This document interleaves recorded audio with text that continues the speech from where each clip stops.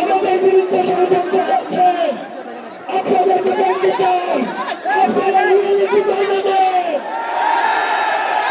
আপনাদের বেশি ফুলবে না।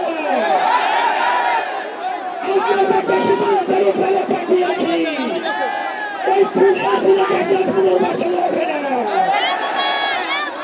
প্রিয় দেশবাসী, আপনারা জানেন গত 16 বছর এই ফ্যাসিবাদী সরকার খুনি হাসিনা প্রত্যেকটা রাজনৈতিক দলকে ফ্যাসিবাদী শক্তিকে নির্যাতন এবং নিপীড়নের মধ্য দিয়ে তাদের থেকে ভোটাধিকার কেড়ে নিয়েছে।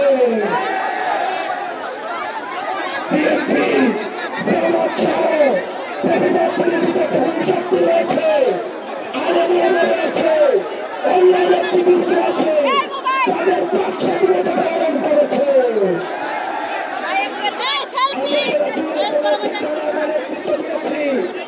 আমাদের তাকে সারা বাংলাদেশে মানুষ রাস্তায় নেমে এসেছে এবং আমরা পালিয়ে যেতে বাধ্য করেছি।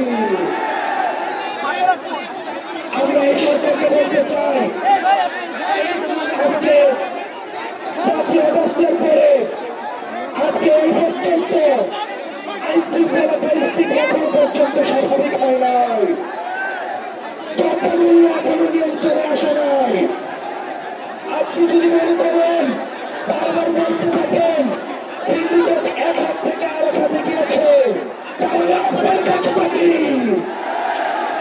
যেখানে এই সিন্ডিকেটের হাত ধরে দিতে হবে, দ্রব্যমূল্যকে মানুষের নিয়ন্ত্রণ আনতে হবে, আইন শৃঙ্খলা পরিস্থিতিকে স্বাভাবিক করতে হবে।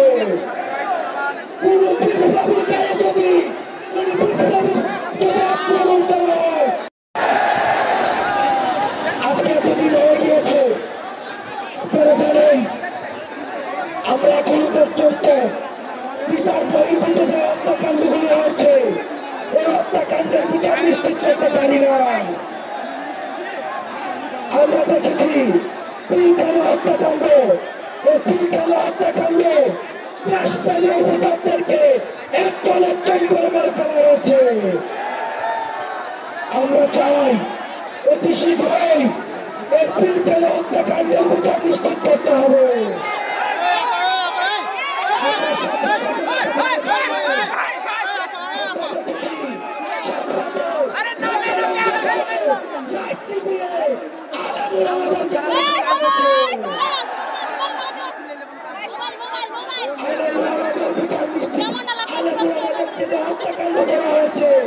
সেগুলোর বিচার নিশ্চিত করতে হবে।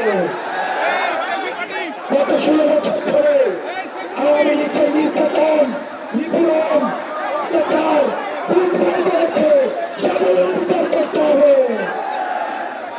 5ই আগস্ট পরবর্তী বাংলাদেশে আমাদের আর কোন শত্রু নাই, আমাদের একমাত্র শত্রু এই আওয়ামী লীগ।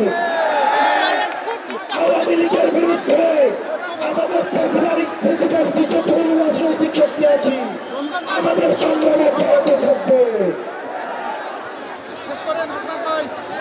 দেশবাসী, আমাদের এতদিন পর্যন্ত আমাদের এই জুলাই গণঅভ্যুত্থানে কোন ঘোষণাপত্র ছিল না। আমরা বলতে চাই 15 জানুয়ারির মধ্যে আমাদের এই জুলাই গণঅভ্যুত্থানে ঘোষণাপত্র জারি করতে হবে।